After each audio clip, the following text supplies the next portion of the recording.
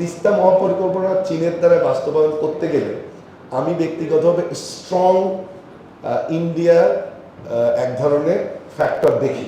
এই প্রকল্প কেন্দ্রিক যে আলোচনা ঢাকায় বা যেখানেই হবে, স্টেক হোল্ডার কনসালটেশনে সেখানে অবশ্যই সাংবাদিক, শিক্ষক, অন্যান্য পেশাজীবী বা এক্সপার্ট তাদেরকে যুক্ত করতে হবে। কারণ পার্টিকুলারলি বিএনপি, জামাত সহ যেসব দল এখন ক্রিয়াশীল, তাদের ফার্ম কমিটমেন্ট চাই যে তিস্তা পরিকল্পনা বাস্তবায়ন হবে, এটা আমাদের দাবি। এটা কিন্তু একটা যেন আমরা সবাই মিলে একটা আন্দোলন করি, যেটা আমি বলছি তা না, আজকের পর থেকে আমরা সবাই বলবো।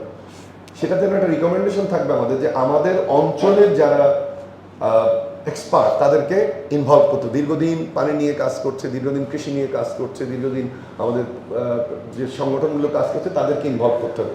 এককভাবে এই পরিকল্পনা আমরা চাই। 4 নম্বর হচ্ছে যে তিস্তা মহাপরিকল্পনা বাস্তবায়ন না হওয়ার যে রাজনৈতিক কারণটা আমি বলছিলাম, সেটা হচ্ছে যে আসলে এটা আমরা করতে চাই না। আমরা আমাদের এই অঞ্চলের রাজনীতিবিদ, পার্টিকুলারলি বিএনপি, জামাত সহ যেসব দল এখন ক্রিয়াশীল, তাদের ফার্ম কমিটমেন্ট চাই যে তিস্তা পরিকল্পনা বাস্তবায়ন হবে, এটা আমাদের দাবি।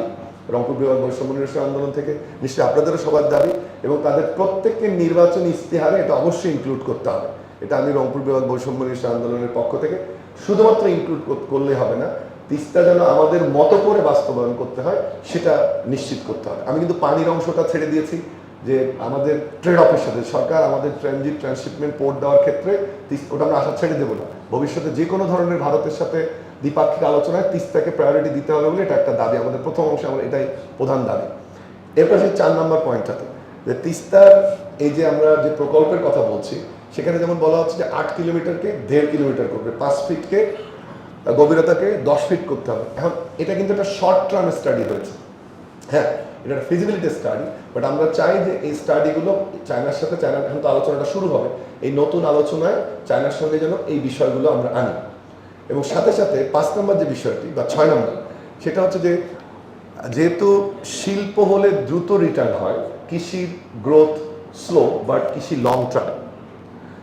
যেহেতু আমরা এই অঞ্চল ভিত্তিক তিস্তা প্রকল্পের কথা বলছি, আমরা চাই যে সেই অঞ্চল ভিত্তিক তিস্তা প্রকল্পে অবশ্যই আমরা যেন রিটার্ন পিরিয়ড এবং আমাদের ইন্টারেস্ট রেট, 3টা পয়েন্ট, একটা হলো ইন্টারেস্ট রেট, একটা হচ্ছে লোন রিটার্ন পিরিয়ড, আর একটা হচ্ছে আপনার গ্রেস পিরিয়ড। এই 3টা যেন সরকার অবশ্যই বেশি করে রাখে, কারণ আমাদের অঞ্চলে দারিদ্রতা বেশি, আমাদের আনএমপ্লয়মেন্ট বেশি, আমাদের এখানে কৃষিভিত্তিক সমাজ, সেটা যেন উল্টো গলার কাটা না হয়ে যায় আমাদের জন্য এবং সরকারের জন্য।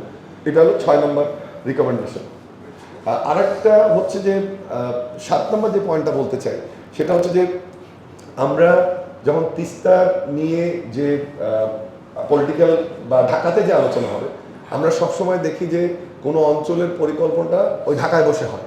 আমাদের জোর দাবি থাকবে আমাদের রংপুর বিভাগ বৈষম্য নিরসন আন্দোলন থেকে যে আমাদের যে কোনো ধরনের তিস্তা কেন্দ্রিক এই প্রকল্প কেন্দ্রিক যে আলোচনা ঢাকায় বা যেখানেই হবে, স্টেক হোল্ডার কনসালটেশনে সেখানে অবশ্যই সাংবাদিক, শিক্ষক, অন্যান্য পেশাজীবী বা এক্সপার্ট তাদেরকে যুক্ত করতে হবে। কারণ আমি জানি আপনাদের এখানে তিস্তার জন্য সাংবাদিকতার বাইরে লেখেন না, এবার ব্যানার ধরে দাঁড়ান নাই এমন কেউ আছেন? হাত তোলেন তো। এগুলো তো আপনার শুধু সাংবাদিকতার দাবি না, এটা তো আমাদের প্রাণের দাবি একটা। তো তাদেরকেও যুক্ত করতে হবে, তাহলে আমি মনে করি একটা ভালো তিস্তা পরিকল্পনা আসবে। তিস্তা মহাপরিকল্পনা চীনের দ্বারা বাস্তবায়ন করতে গেলে আমি ব্যক্তিগতভাবে স্ট্রং ইন্ডিয়া এক ধরনের ফ্যাক্টর দেখি, এবং আমার বিশ্বাস সেটা এই সরকার হোক বা বিএনপি, যদি আমরা আশা করি হয়তো বিএনপি আসবে বা আশা না, সমস্যা হবে, তাহলে আমরা এক্সপেক্ট করছি তাহলে বিএনপি যদি ক্ষমতা আসে, তাদের জন্য কিন্তু ভারতের স্বার্থহানি বা এক ধরনের ক্লিয়ারেন্স বা আন্ডারস্ট্যান্ডিং ছাড়া তিস্তা মহাপরিকল্পনা বাস্তবায়ন কঠিন হবে, এবং সেক্ষেত্রে কিন্তু ঝুলে যাওয়ার একটা সম্ভাবনা।